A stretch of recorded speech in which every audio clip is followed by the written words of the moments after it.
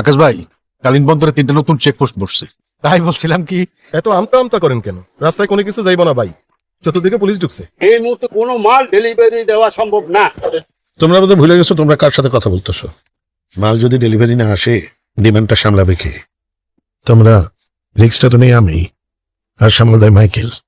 দিন বদলাইছে, এছাড়া নতুন অফিসার আসছে। এখন এই চালান আনার কোনো দরকার নেই। বেশি লাফায়েন না, আবহাওয়া ঠান্ডা হোক, তারপর দেখা যাবে।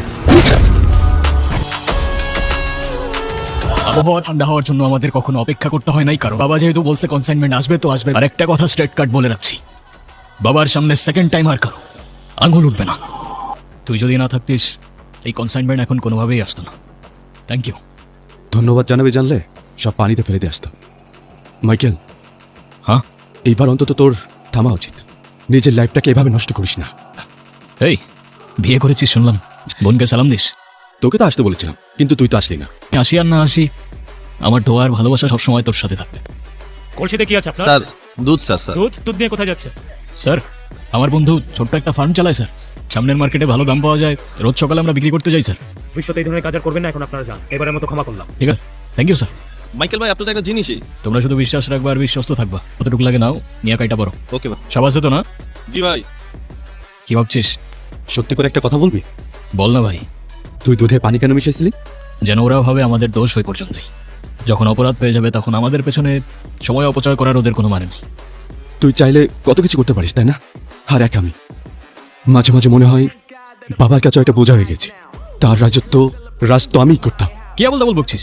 কি করতে পারিস না তুই? সব করতে পারিস তুই। কিছুই পারি না। আমার মতো অন্ধ আর কি বা পারবে বল?